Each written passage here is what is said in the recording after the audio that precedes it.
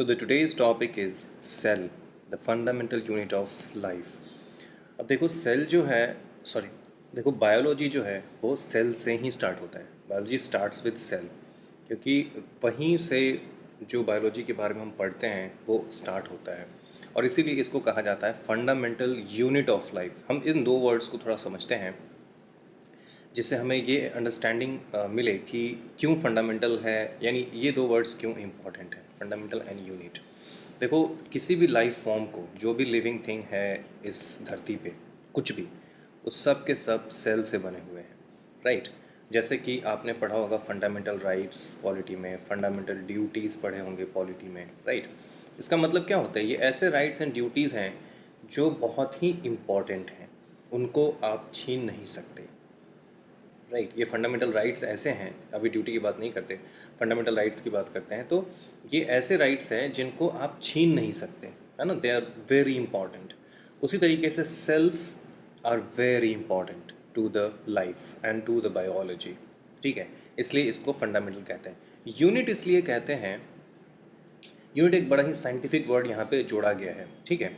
Unit का मतलब होता है ऐसी चीज़ जिससे हम मेजरमेंट स्टार्ट करते हैं. जैसे लेंथ का यूनिट होता है मीटर या फिर सेंटीमीटर, ठीक है, या फिर किलोमीटर, जो आपको कन्वीनियंट लगे उसके हिसाब से आप चूज़ करते हो, ठीक है. तो वो लेंथ का यूनिट हो गया, टाइम का यूनिट हो गया सेकंड, राइट. मास का यूनिट हो गया किलोग्राम. इस तरीके से आप अपना यूनिट चूज़ करते हो. सेम वे जब लाइफ फॉर्म्स को पढ़ने की बारी आती है, जब हम लाइफ को पढ़ना स्टार्ट करते हैं, बायोलॉजी को पढ़ना स्टार्ट करते हैं, तो उसकी जो यूनिट होगी अंडरस्टैंडिंग की, एक्सप्लेनेशन की, एक्सप्लोरेशन की, उसको हम सेल से स्टार्ट करते हैं, क्योंकि सेल से ही लाइफ स्टार्ट होती है. That's why it's called fundamental unit of life, right. तो आई होप कि ये मैंने क्लियर किया. यहाँ पे कुछ टॉपिक्स जो यहाँ पे पढ़ने हैं हमें सेल चैप्टर के अंदर, वो टॉपिक्स के हम ज़रा सा ओवरव्यू लेते हैं. So the first topic is discovery. Obviously cell की डिस्कवरी, सेल की डिस्कवरी किसने की? So it was Robert Hooke, ठीक है. वैसे भी ये सब कुछ आता रहेगा आगे चल के, जस्ट टॉपिक्स के नाम बता रहा हूँ. Then important is cell theory. Cell theory क्या कहता है. उसके बाद जब सेल थियरी आप समझ लेते हो, then structure of the cell. Cell का स्ट्रक्चर क्या है. देखो जितने भी सेल्स हैं, राइट, दुनिया में जितने भी सेल्स हैं, सबका एक बेसिक स्ट्रक्चर होता है, ठीक है. आपने फिर अगेन पॉलिटी में पढ़ा होगा बेसिक स्ट्रक्चर, राइट. ऐसा स्ट्रक्चर जो हर जगह कॉमन हो, यही तो बेसिक स्ट्रक्चर है. यानी एक ऐसी थीम जो पूरे कॉन्स्टिट्यूशन में कॉमन हो, जिसको आप हटा नहीं सकते, या फिर आप हटाओगे तो पूरा कॉन्स्टिट्यूशन ही ख़त्म हो जाएगा. लाइक डेमोक्रेसी, ठीक है, लाइक फेडरलिज्म, ठीक है, लाइक इंडिपेंडेंस ऑफ जुडिशरी. ये सब बेसिक स्ट्रक्चर ऑफ हमारे कॉन्स्टिट्यूशन है, राइट. सेम वे जैसे सेल है, उसके अंदर कुछ ऐसे पार्ट्स हैं जो हर सेल में पाए जाते हैं, और अगर आप उसको सेल से निकालो तो सेल की लाइफ ख़त्म हो जाएगी. जैसे कि न्यूक्लियस, ठीक है, माइटोकॉन्ड्रिया हो गया, गोल्जी बॉडीज़, ये सारे सेल में पाए जाते हैं. तो कुछ ऐसे कॉमन चीज़ें हैं जो हर सेल में ही पाई जाती है, और उन्हीं कॉमन चीज़ को हम यहाँ पे पढ़ने वाले हैं. स्ट्रक्चर ऑफ द सेल में, कंपोनेंट्स ऑफ द सेल में, सॉरी, नॉट स्ट्रक्चर में. स्ट्रक्चर में जस्ट उसका सेल वॉल होता है, सेल मेम्ब्रेन होता है, हम बाकी डिटेल में देखेंगे, जस्ट टॉपिक्स की बात कर रहे हैं यहाँ पे. तो सेल मेम्ब्रेन है कंपोनेंट्स में, ट्रांसपोर्टेशन है, राइट, सेल वॉल है, प्रोटोप्लाज्म है, साइटोप्लाज्म है. उसके बाद आते हैं सेल ऑर्गेनल्स. अब देखो सेल ऑर्गेनल्स क्या होते हैं. जो सेल है, एक सपोज एक ऐसा सेल है, राइट, सपोज है कि आपके पास ऐसा एक सेल है, थोड़ा सा काफ़ी गोल बन गया ऐसे टेढ़ा मेढ़ा, ये एक सेल है, ठीक है. तो इसके अंदर बहुत छोटे छोटे ऐसे ऑर्गन्स होते हैं. ऑर्गन्स तो हमारी बॉडी में होते हैं, जैसे किडनी हो गया, लीवर हो गया, लंग्स हो गया, हार्ट हो गया. So these are the organs in our body. हमारी बॉडी में ऐसे ऑर्गन्स है जो बहुत ही स्पेशलाइज्ड काम करते हैं. जैसे लंग्स का काम है एयर फिल्टर करना, ठीक है, हमें ऑक्सीजन ब्लड को देना और ब्लड से जो कार्बन डाइऑक्साइड है वो बाहर निकालना, लंग्स का काम है. हार्ट का काम है पंप करना, किडनी का काम है ब्लड प्यूरिफाई करना, ठीक है. स्टोमक का काम है डाइजेस्ट, फूड डाइजेस्ट करना. तो सबका अलग अलग काम है. आँख का काम है देखना, मुंह का काम है बोलना, नाक का काम है सूंघना और ब्रीथ करना. तो ये सारे वर्क हैं जो ऑर्गन्स को दिए गए हैं हमारी बॉडी में. सेम वे एक सेल के अंदर भी ऐसे छोटे छोटे ऑर्गन्स होते हैं जिनको ऑर्गेनल्स कहे जाते हैं, क्योंकि बहुत छोटे होते हैं इसलिए उनको ऑर्गेनल्स कहे जाते हैं.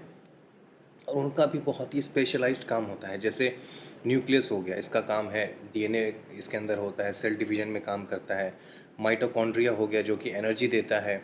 गोल्जी बॉडीज़ हो गया जो कि ट्रांसपोर्टेशन करता है, राइट। राइबोसोम हो गया वो जो प्रोटीन बनाता है, ईआर इसको बोलते हैं, एंडोप्लाज्मिक रेटिकुलम हो गया, ठीक है। ये एक्चुअली न्यूक्लियस के साथ ही होता है।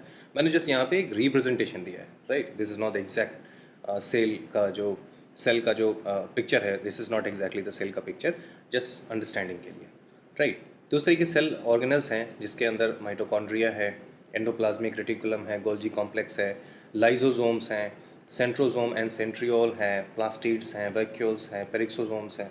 तो ये सारे सेल ऑर्गेनल्स हैं जो बहुत इंपॉर्टेंट हैं। ऐसा नहीं कि सिर्फ इतने ही ऑर्गेनल्स, इतनी ही चीज़ें होती हैं एक सेल के अंदर, इसके अलावा ऐसे बहुत सारी चीज़ें होती हैं जो उतने इम्पॉर्टेंट नहीं हैं, जिनको साइटोप्लाज्मिक साइटोप्लाज्मिक इंक्लूजन्स कहा जाता है, ठीक है ना। साइटोप्लाज्मिक इंक्लूजन्स कहा जाता है इनको, राइट। पर ये चीज़ें इतनी ज़्यादा इम्पॉर्टेंट नहीं है, तो इसके लिए हम इसको डिस्कस नहीं करेंगे यहाँ पे, राइट। तो आगे चलते हैं, देखते हैं कि अब जो सबसे बड़ा जो कंसर्न आता है वो आता है कि सेल क्या लिविंग है या नॉन लिविंग है, ठीक है। क्योंकि एक सेल जो है वो सबसे बड़ा सवाल यही उठा कि सेल इज़ लिविंग और नॉन लिविंग, ठीक है। तो पहले हम लिविंग के लिए देखते हैं कि कैसी चीज़ें लिविंग होती हैं। लिविंग थिंग्स क्या क्या होंगी?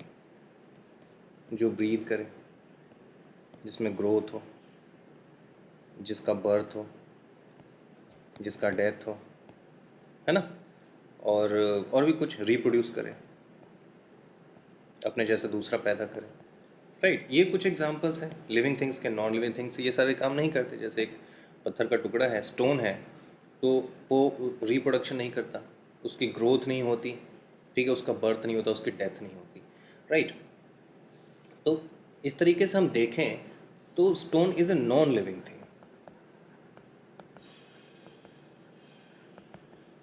जो ये फीचर्स नहीं होंगे so they are non living things, ठीक है। तो सेल में, क्योंकि सेल इतना छोटा है, उसको पता करना कि वो लिविंग है या नहीं बिकम्स वेरी डिफिकल्ट। तो ये सारे फीचर्स जब हम उस पर अप्लाई करते हैं तो हमें पता चलता है कि एक सेल जो है वो डिवाइड होकर के, सेल डिवाइड होकर के एक से दो, दो से चार ऐसे बनते जाते हैं, राइट। उनकी ग्रोथ भी होती है क्योंकि वो फूड भी लेते हैं, वो खाते भी हैं, वो फूड लेते हैं, दे ब्रीद, है ना। वो ब्रीदिंग भी करते हैं क्योंकि वो ऑक्सीजन लेते हैं एंड कार्बन डाइऑक्साइड रिलीज़ करते हैं। तो इन सब की वजह से वी बिलीव कि सेल जो है एक लिविंग थिंग में आएगा, right.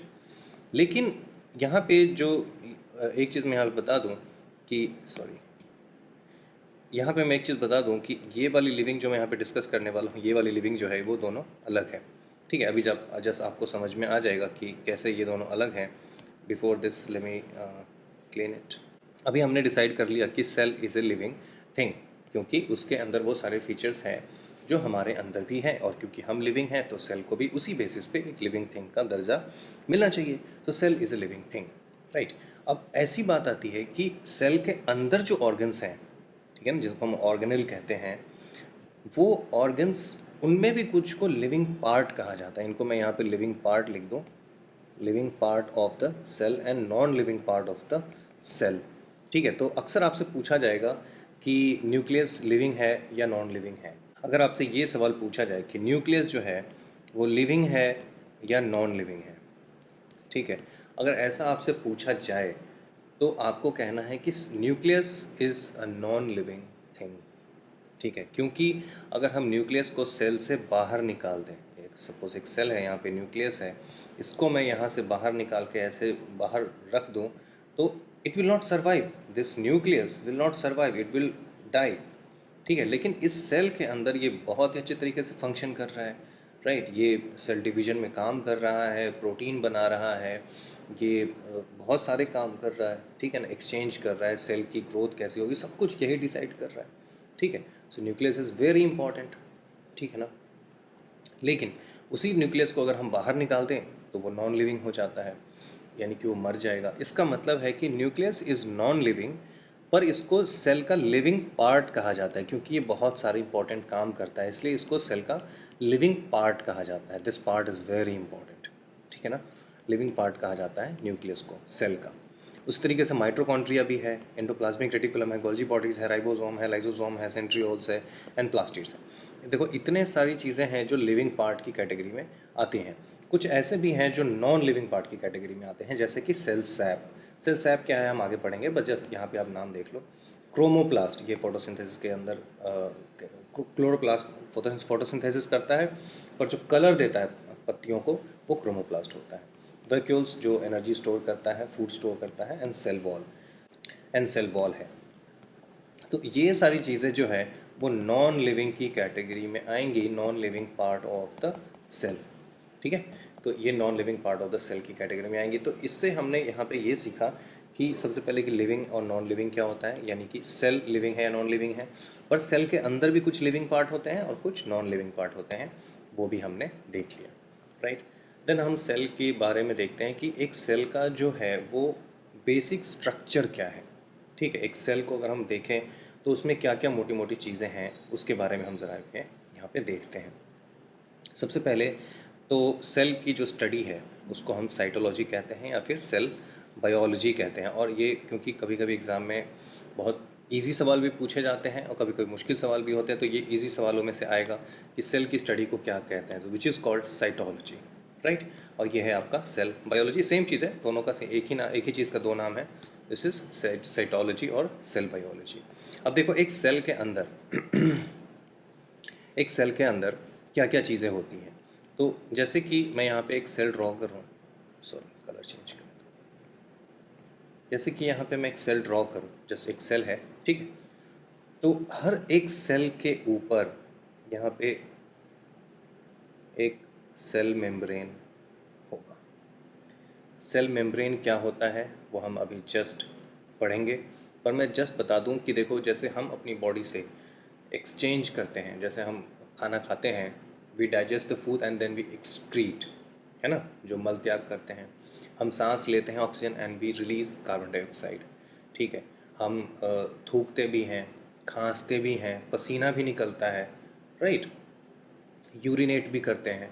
So there are multiple ways जिससे हमारी बॉडी के टॉक्सिन्स जो है वो बाहर निकलते हैं, और जो काम की चीज़ें हैं वो हम बाहर से अंदर लेते हैं।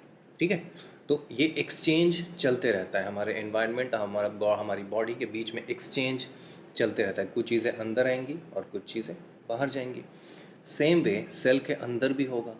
राइट, तो हमारी बॉडी में जैसे कुछ भी हम अंदर नहीं ले सकते, जैसे अगर आप ध्यान से देखो तो जब हम ब्रीथ करते हैं तो हमारी नाक के अंदर छोटे छोटे बाल होते हैं, वो ये इंश्योर करते हैं कि हमारी नाक के अंदर कोई कीड़ा न घुस जाए, है ना, धूल कण न घुसे। नाक के अंदर म्यूकस भी होता है। ठीक है, म्यूकस, म्यूकस क्या है, जब आपको सर्दी होती है और जब रनिंग नोज़ होता है, जो नाक से जो निकलता है उसी को म्यूकस कहते हैं, तो उस समय काफ़ी ज़्यादा निकलने लगता है। पर वैसे भी नाक के अंदर आप देखो उंगली डाल के तो गीला गीला लगेगा, विच इज़ म्यूकस। ये क्या करता है, अगर जब आप एयर ब्रीथ करते हैं उसके अंदर जो डस्ट है वो फेफड़े तक ना जाएगी, फेफड़ा फिर जाम कर देगा आपका लंग्स, राइट, वहाँ तक ना पहुँचे, इसके लिए म्यूकस है। वो गीली चीज़ उसको एब्जॉर्ब कर लेती है, वो धूल कण मिट्टी वगैरह जो भी है। ठीक है, कभी आप खेत में जाओ काम करो, बहुत सारा धूल उड़ रहा है, उसके बाद आप नाक साफ करके देखो तो बिल्कुल काला निकलेगा जो म्यूकस है, तो इसका मतलब उसने सारा अब्जॉर्ब कर लिया है। राइट, उसी तरीके से सेल के अंदर भी कुछ ऐसी व्यवस्था होनी चाहिए जिससे ये डिसाइड हो सके कि क्या अंदर आएगा और क्या अंदर नहीं आएगा। That is cell membrane. ये एक्चुअली गेट कीपर है। ठीक है, ये गेट कीपर है जो ये डिसाइड करता है कि क्या अंदर जाएगा और क्या अंदर नहीं जाएगा। तो इसका मतलब है कि कुछ चीज़ें अंदर जाएंगी और कुछ चीज़ें अंदर नहीं जाएंगी। तो सेल मेम्ब्रेन जो है वो सेमी परमिएबल होता है। ठीक है, इसका मतलब होता है कि सेमी का मतलब आधा, परमिएबल मतलब कि परमिटिविटी होती है, मतलब कि कुछ चीज़ें अंदर जाएंगी कुछ चीज़ें अंदर नहीं जाएंगी। सेमी परमिएबल का मतलब ये होता है। राइट, तो सेल मेम्ब्रेन जो है वो सेमी परमिएबल होता है, यानी कुछ चीज़ें अंदर जाएंगी कुछ चीज़ें अंदर नहीं जाएंगी। ठीक है, अब अंदर जाएंगी तो वो सीधे कहाँ पहुँचेंगी, साइटोप्लाज्म में, क्योंकि अगेन ये आपका सेल है और ये आपका मेम्ब्रेन है। सपोज ये सेल मेम्ब्रेन है बाहर से। ठीक है, तो कुछ भी एंटर किया, अब देखो क्या एंटर करेगा क्या एंटर नहीं करेगा, वो इस बात पे डिपेंड करता है कि सेल मेम्ब्रेन का स्ट्रक्चर कैसा है। राइट, उसी चीज़ से डिपेंड करता है और उसके स्ट्रक्चर ही डिसाइड करते हैं कि क्या एंटर करेंगे और क्या एंटर नहीं करेंगे। राइट, तो यहाँ से जैसे ही एंटर करेगा तो ये आपको मिल जाएगा साइटोप्लाज्म। ठीक है, हम इसके बारे में सब डिटेल में पढ़ेंगे अभी आगे जस्ट, पर मैं अभी यहाँ पे बता रहा हूँ। ये साइटोप्लाज्म है। ठीक है, साइटोप्लाज्म में जैसे ही पहुँचेगा तो उस वहाँ पे और सारे सेल ऑर्गेनल्स हैं जो उसको यूज़ कर सकते हैं। सपोज़ यहाँ से ऑक्सीजन अंदर जाता है, ठीक है, तो यहाँ पे ऑर्गन्स जो ऑर्गेनल्स हैं उनको ऑक्सीजन की ज़रूरत पड़ेगी, they will accept, they will absorb their oxygen. ठीक है, तो साइटोप्लाज्म में यहाँ से अंदर जाएगा। अब देखो साइटोप्लाज्म के अंदर ऑर्गेनल्स होते हैं, इंक्लूजन्स होते हैं, मैंने पहले ही बताया। साइटोप्लाज्म के अंदर जो अंदर सपोज माइटोकॉन्ड्रिया है, न्यूक्लियस है, गोल्जी बॉडीज़ है, ये सारे ऑर्गेनल्स हैं। लेकिन बहुत सारी ऐसी ऐसी छोटी छोटी चीज़ें आप देखोगे सेल के पिक्चर में, अभी अब आगे दिखाऊंगा, तो उसमें वो सारी चीज़ें जो है वो इतनी इंपॉर्टेंट नहीं है जिसको इंक्लूजन कहा जाता है। तो इसके अंदर ऑर्गेनल्स हैं एंड इंक्लूजन्स हैं। ठीक है, साइटोप्लाज्म के अंदर। और साइटोप्लाज्म में कभी भी न्यूक्लियस नहीं आता। एक बार हमेशा ध्यान रखना, जो साइटोप्लाज्म होता है एक सेल के अंदर जितनी भी चीज़ें हैं उसको साइटोप्लाज्म कहा जाता है एक साथ मिला करके। ठीक है, पर न्यूक्लियस को छोड़ के, न्यूक्लियस उसका पार्ट नहीं होता। न्यूक्लियस को छोड़ करके सेल के अंदर जो कुछ भी है that is the part of cytoplasm. ठीक है, तो उसके बाद आपके पास न्यूक्लियस मिलेगा। जब आप सेल ऑर्गेनल में जाओगे तो आपको क्या मिलेगा, आगे न्यूक्लियस मिलेगा। न्यूक्लियस के अंदर देखो तो फिर अगेन न्यूक्लियस एक छोटा सा पार्ट होता है, इसके अंदर डबल मेम्ब्रेन होते हैं, because nucleus is very important. तो गेट कीपर जो इंपॉर्टेंट है वहाँ पे डबल लेयर सिक्योरिटी है, काइंड ऑफ थिंग, आप ऐसे इसको इमेजिन कर सकते हो। तो डबल न्यूक्लियर मेम्ब्रेन होता है जो कि डबल होते हैं। उसके बाद न्यूक्लियर सैप होता है, सैप मैं आगे बताऊँगा अभी, क्योंकि अभी मैं बीच बीच में इतनी छोटी चीज़ डिस्कस करूँगा तो काफ़ी डाइग्रेशन हो जाएगा। देन न्यूक्लियोलस होता है, यानी इस न्यूक्लियस के अंदर भी एक सेंटर होता है जिसको न्यूक्लियोलस कहते हैं। एंड देन क्रोमाटीन मटेरियल होता है जिसको क्रोमोसोम कहते हैं बाद में। इसी न्यूक्लियोलस के आसपास वो थ्रेड्स लाइक जैसे धागे जैसे बिछे होते हैं। ठीक है, ये क्रोमाटीन हो गया। अब साइटोप्लाज्म के अंदर अब देखो तो माइटोकॉन्ड्रिया है, ईआर है, राइबोसोम है, गोल्जी बॉडीज़ है, लाइसोसोम है, और प्लास्टिड, वैक्यूल्स, पेरेक्सोसोम, ये सारी की सारी चीज़ें साइटोप्लाज्म के अंदर होती हैं। ठीक है, और साइटोप्लाज्म और न्यूक्लियस को एक साथ मिला के कहा जाता है, सॉरी यहाँ पे दिखाई नहीं दे रहा ठीक से, प्रोटोप्लाज्म। साइटोप्लाज्म और न्यूक्लियस एक साथ मिला करके कहा जाता है प्रोटोप्लाज्म। ठीक है, ये आपका प्रोटोप्लाज्म यानी कि साइटोप्लाज्म और न्यूक्लियस एक साथ मिलकर के कहे जाएंगे प्रोटोप्लाज्म। और साइटोप्लाज्म में कभी भी न्यूक्लियस उसका पार्ट नहीं होता। ये चीज़ आपको ध्यान रखनी है क्योंकि ये बहुत इंपॉर्टेंट है और आपके एग्ज़ाम में पूछा जा सकता है। ठीक है, अब अगर हमने सेल के बारे में थोड़ा बेसिक अंडरस्टैंडिंग ले ली है तो हम ये देखते हैं कि ज़रूरी नहीं कि सारे ऑर्गेनिज्म सिंगल सेलुलर हो। ठीक है, या फिर क्या सेल के टाइप में भी थोड़े से डेविएशंस हैं। ठीक है, वो देखते हैं। तो देखो यहाँ पे जो सेल है दो टाइप में डिवाइड किए जाते हैं। पहला जिसको हम कहते हैं प्रोकारियोट्स, ऐसा है। ठीक है, यहाँ पे भी ऐसा है, प्रोकारियोट्स एंड यूकारियोट्स। प्रोकारियोट्स में क्या होता है, आप इसको याद रखने के लिए यहाँ पे पी से प्रोकारियोट और प्री से प्रिमिटिव। प्रिमिटिव का मतलब होता है बेसिक। ठीक है, जो जिसका भी इवोल्यूशन नहीं हुआ है, आप इसको प्रिमिटिव ऐसे समझ सकते हैं। एंड यूकारियोट्स का मतलब होता है जो इवॉल्व हो चुका है, इवॉल्व। ठीक है, बस इतना आपको ध्यान रखना है। ई से इवॉल्व्ड, पी से प्रिमिटिव। प्रिमिटिव का मतलब होता है कि बेसिक है, इवॉल्व का मतलब है कि काफ़ी सोफिस्टिकेटेड हो चुका है। अगर हम प्रोकारियोट्स और यूकारियोट को समझने की, इनके बीच के डिफरेंस को समझने की कोशिश करें तो देखो ये यूकारियोट्स हैं, ठीक है ना, ये यूकारियोट्स हैं। इसमें क्या है कि इनके जितने भी सेल ऑर्गेनल्स हैं इनके ऊपर भी एक मेम्ब्रेन है।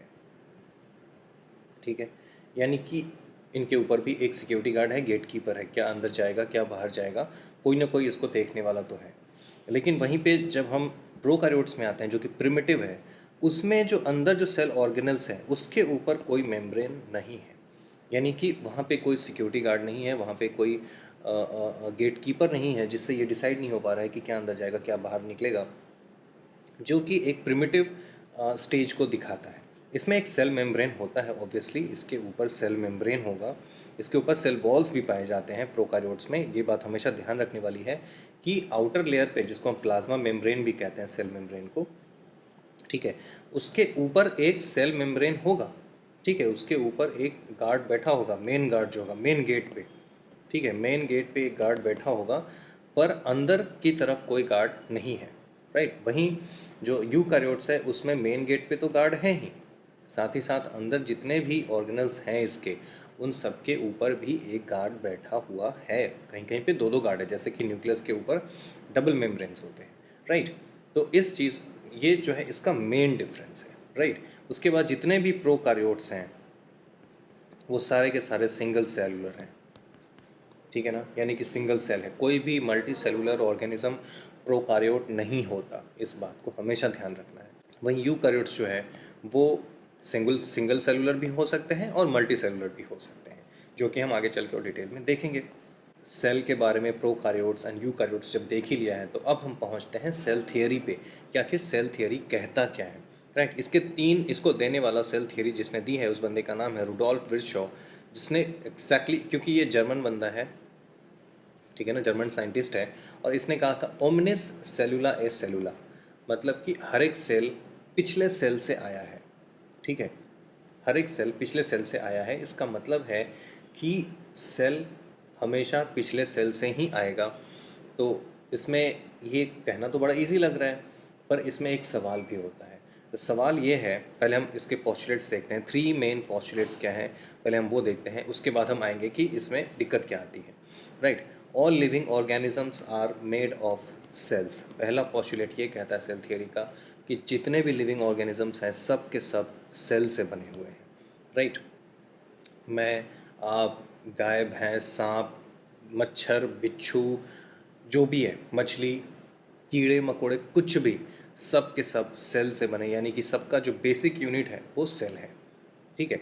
जैसे कि आप एक केमिस्ट्री में पढ़ते हो, ठीक है, केमिस्ट्री में पढ़ते हो तो जैसे सोडियम है, ठीक है, सोडियम मेटल लिया आपने, तो इतना बड़ा मेटल लिया, लेकिन जब आप इसको डाइसेक्ट करोगे, इसको छोटे छोटे पार्ट्स में डिवाइड करोगे, तो डिवाइड करते करते करते आप ऐसी जगह पे पहुंचोगे जहाँ पे आपको सोडियम एटम मिलेगा, और वो बड़ा ही खास होगा, राइट। उसके बाद अगर आपने उसको जैसे ही ब्रेक किया, अगर आपने सोडियम एटम को ब्रेक किया, यानी कि उसके अंदर से इलेक्ट्रॉन्स निकाल दिए, प्रोटॉन्स, न्यूट्रॉन्स सब निकाल दिए, तो वो जो आइडेंटिटी है सोडियम एटम की वो ख़त्म हो जाती है। अब वो सोडियम नहीं रह जाता, अब सिर्फ इलेक्ट्रॉन, प्रोटॉन एंड न्यूट्रॉन रह जाता है। सेम वे, जैसे एक प्लांट सेल है, ठीक है, तो प्लांट सेल है, तो आपने एक प्लांट लिया, एक प्लांट है मान लो, बहुत ही बेकार ड्राइंग है मेरी, पर मान लो कि एक प्लांट है। इस प्लांट से आपने पत्ता लिया, पत्ते को आपने डिवाइड करना स्टार्ट किया, और करते करते करते आप पहुँचे सेल पे, ठीक है। अब अगर इसको फर्दर डिवाइड करोगे तो अब सिर्फ सेल ऑर्गेनल्स मिलेंगे, माइटोकॉन्ड्रिया मिलेगा, क्लोरोप्लास्ट मिलेगा, क्रोमोप्लास्ट मिलेगा, प्लास्टिड्स मिलेंगे, वॉक्यूल्स मिलेंगे, राइट, ये सारी चीज़ें मिलेंगी, पर वो प्लांट सेल नहीं रह जाएगा, ठीक है। तो इसी तरीके से ये काम करता है, जैसे हम बोलते हैं कि जो सोडियम एटम है, ठीक है, वो एक बेसिक यूनिट है सोडियम मेटल का, उसी तरीके से या फिर पूरी केमिस्ट्री में जो हम जितने भी मेटल्स है उसका बेसिक यूनिट क्या मानते हैं, सोडियम को मानते हैं। उसी तरीके से सेल भी जो है वो बेसिक यूनिट है, ठीक है। And all living organisms are made of cells. जैसे हर मेटल जो है वो, मेटल या नॉन मेटल जो भी है, वो बना है एटम से, ठीक है। उसी तरीके से अगला देखते हैं, अगला पोस्टुलेट क्या कहता है, cell is the fundamental and basic unit of living organism. इसके बारे में तो काफ़ी डिस्कस कर चुके हैं। All cells arise from pre existing cells. ये चीज़ मुझे तो एक्चुअली बड़ी कह सकते हैं कि कंफ्यूजिंग लगती है, और ये बड़े सवाल, जितने सवाल ये सॉल्व करती है उससे ज़्यादा ये सवाल खड़े करती है, कि ये थर्ड लाइन, ठीक है। तो इसका कहना क्या है, देखो ध्यान से, all cells arise from pre existing cells. तो इसका मतलब है भाई, जब all cells pre existing cell से ही आते हैं तो फर्स्ट सेल कहाँ से आया होगा। अगर सारे के सारे सेल पिछले सेल से आ रहे हैं तो कोई तो एक जगह होगी जहाँ पे सेल पहली बार आया होगा, ठीक है। इसका मतलब है कि पहला सेल कहाँ पे आया, कहाँ से आया। और बायोलॉजिस्ट जो है, वो साइंटिस्ट जितने भी है, वो कहते हैं कि जो फर्स्ट सेल बना होगा वो नॉन लिविंग थिंग्स से बना होगा, ठीक है। यानी कुछ नॉन लिविंग थिंग्स, कुछ केमिकल्स एक साथ आए और उन्होंने कुछ ऐसा वैसा बनाया, और देन स्टार्टेड ट्रांजैक्शन, यानी कि केमिकल रिएक्शन स्टार्ट हो गया, और उसके बाद वो प्रिमिटिव सेल फिर यानी कि प्रोकार्योट्स, फिर यूकार्योट्स, ठीक है ना, फिर मल्टी सेलुलर, इस तरीके से धीरे धीरे वहाँ से बढ़ते चले गए, ठीक है। इसका मतलब है कि जो इसका जो थर्ड लाइन इसका कहने का मतलब है कि all cells arise from pre existing cells, लेकिन इसका एग्जैक्टली मतलब क्या है वो समझते हैं। पहले तो मैंने ये बताया कि ये कुछ सवाल सॉल्व नहीं करता है, उसका आंसर क्या है मैंने वो बताया। अब इसको समझते हैं इसका मतलब क्या है। इसका मतलब है कि तो इसका जो थर्ड लाइन है उसका मतलब है कि जैसे एक प्लांट है, प्लांट के अंदर पत्ता है, ठीक है, लीफ, एक लीफ है, एक लीफ है, प्लांट के अंदर एक पत्ता है, ठीक है, एक पत्ता है। ये पत्ता जिस सेल से आया होगा वो भी कोई लीफ ही होगा, ठीक है। उसके पहले वो एक लीफ ही होगा, उसके पहले, यानी कि सेम प्लांट का लीफ होगा। This what I am saying. ऐसा नहीं कि लीफ से, पत्ते से पत्ता तो बनता नहीं है, यानी कि सेम प्लांट का होगा, राइट। तो इससे ये पता चलता है कि जो इवोल्यूशनरी प्रोसेस है वो इस चीज़, वो ये जो थर्ड पोस्टुलेट है वो इवोल्यूशन को सपोर्ट करता है, ठीक है। बस इतना इसके बारे में काफ़ी है, इससे ज़्यादा हम इसमें जाएंगे नहीं। So this is what this three postulates जो है सेल थियरी की वो बात करती है, ठीक है, सेल थियरी के बारे में। अब हम जब सेल के बारे में हम काफ़ी कुछ पढ़ ही रहे हैं तो ये जस्ट एक एक्स्ट्रा पिक्चर है जिसमें एक सेल है, यहाँ पे आप देख सकते हो। उसके बाद मेम्ब्रेन कवरिंग है, प्रोटोप्लाज्म है, न्यूक्लियस है, साइटोप्लाज्म है, cell organelle, cytoplasmic inclusion and cytosol. Cytosol यहाँ पे एक नया वर्ड आया है जो अगेन एक आपको मैं बता दूँ फिर से कि अगर एक न्यूक्लियस है, ठीक है, इसके अंदर जो चीज़ें हैं, सॉरी ये न्यूक्लियस नहीं, एक सेल है, यहाँ पे एक न्यूक्लियस होगा। न्यूक्लियस के अलावा जो कुछ भी है वो सब पार्ट है साइटोप्लाज्म का, ठीक है।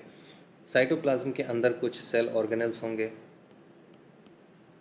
ठीक है। अब इन सेल ऑर्गेनल्स को, न्यूक्लियस तो पहले ही बाहर है, इन सेल ऑर्गेनल्स को छोड़ के जो भी कुछ यहाँ पे बचता है दैट इज साइटोसोल, ठीक है। Cell organelles and cell cytoplasmic inclusion, इन दोनों को छोड़ के जो भी बचता है वो साइटोसोल है। सो ये था एक सेल के बारे में वो एक ओवरव्यू। इसके बारे में बाकी डिटेल में हम नेक्स्ट पार्ट में कवर करेंगे, जिसमें हम cell membrane and different parts like transportation कैसे होता है, ठीक है, ट्रांसपोर्टेशन का प्रोसेस क्या है, सेल वॉल क्या होता है, प्रोटोप्लाज्म क्या होता है, न्यूक्लियस क्या होता है, मैंने इन सब के बारे में ओवरव्यू तो दे दिया है। अब इसके बारे में हम डिटेल में पढ़ेंगे which will be in the next part. So stay tuned, bye bye.